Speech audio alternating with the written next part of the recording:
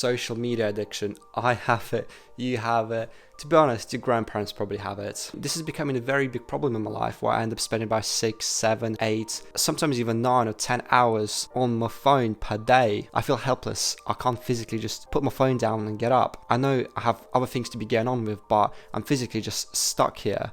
I tell myself there's just one more YouTube video or one more scroll, etc. Hi guys, welcome back to the channel. This social media issue is something all of us face. Some of us are just a lot worse than others. For example, me. When these tech companies spend literally billions and billions of dollars a year on user retention and optimization, of course you're never going to win. For me, trying to use willpower just doesn't work. So after spending countless hours on trial and error, as well as watching probably hundreds of YouTube videos on this matter, here's the top 5 things to actually help me. Start off with the basic ones and progress our way up.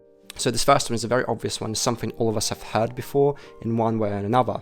If you don't have the constant vibration or ring going off every 5 minutes on your phone, you'll be less compelled to actually pick up your phone. Go on your phone if you don't actually have the apps installed on them. Again, the same principle, you won't be compelled to actually go on those apps. See, this is good and all, but the problem here is, if you've already tried this before, what you end up doing is you end up going on the app store and then re-downloading those apps whenever you actually feel the urge to go on them, or B, you end up checking your phone like every hour or like every 20 minutes or so, instead of waiting for notifications to kind of pop up, which is again a problem.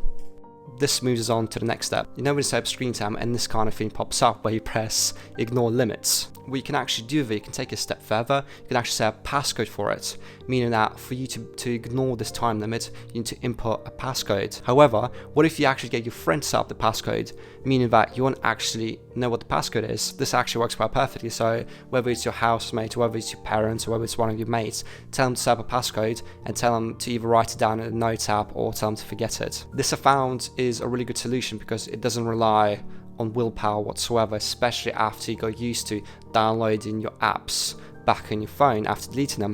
You can set up the time limit, so maybe I only want to go on Instagram for like 50 minutes a day. For me, the way I kind of set up, have half an hour window between 7:30 and 8 p.m. where I can go on social media and YouTube, etc. So make it look boring. So the red notification symbols and just all the stimulating colors in general are perfectly optimized in order for maximum dopamine release, ultimately causing you to spend more time on your phone as intended. So the solution to it, how about you make your phone black and white? So I'll put the steps to do that right here. So here I start to notice that I'm less drawn to the phone, I'm less hooked on it. When I'm scrolling something like, oh, I'm like, it's not that entertaining kind of thing, I put my phone down, I feel like there's a bit more space between me just sitting there for hours and hours doing like literally nothing, and me just kind of like being able to put the phone down because I'm less kind of drawn to the images or the things that's popping up on the phone. So now let's move on to physical accessories, the kitchen safe box. Another good bit of advice is to put your phone in another room before you go to sleep, so that when you get up in the mornings, like, you're not compelled to actually go on your phone, just quickly check emails or basically anything else on it. But the problem is, well, the two problems here. So one, possibly you only have one room and you can have to keep your phone in like your own bedroom, or maybe in a hotel or like wherever else. Or number two, you've already tried that, so you unconsciously get up, go downstairs or whatever, you keep your phone and pick it up and go on it. So this is the problem I had. This is such an addict problem. Like, so how about you take a step further and lock your phone in a box? There's a couple of ways I like to use it. Firstly, if I need to get a bit of work done, I know I'm going to be going on my phone, I just kind of put on airplane mode and just lock inside the box. And number two is I normally put it in the box before going to sleep, so that for the first 3-4 hours of the day I won't be going on my phone.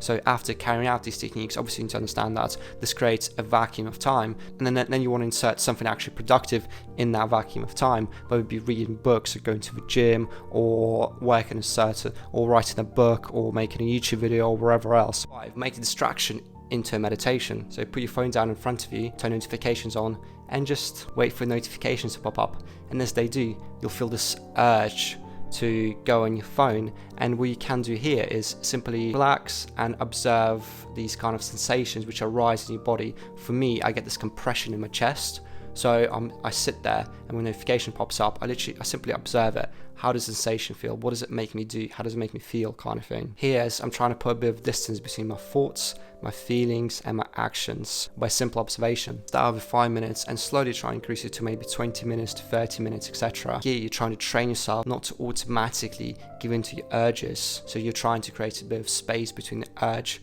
and your reaction to it. Here, if you still think there's absolutely nothing you can do about it as well, there is, and then there's always a way.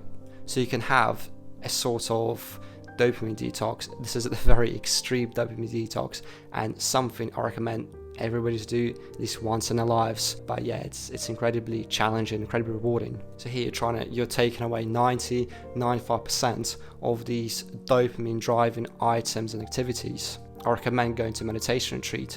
The one I did was a couple of years ago. It was a Vipassana meditation retreat. It was a silent 10-day meditation retreat where you end up meditating about 3 hours all the way up to 8 hours if you decided to per day, which was intense. But the thing is, like, you adapt and you learn. The whole point of this Vipassana meditation retreat is to observe these sensations arising without actually being attached to them. Just slowly see them arise and then pass. And that is something you want to do with these kind of urges you get when you want to go on your phone. I remember when I did it for the next couple of months, I was able to literally just sit down and focus on a bit of work for maybe 2, 3, 4 hours at a time, which is just completely insane. Thanks so much for watching, guys. And if you want to see a video of all the things I learned in my first year on YouTube, check it out. It's right here.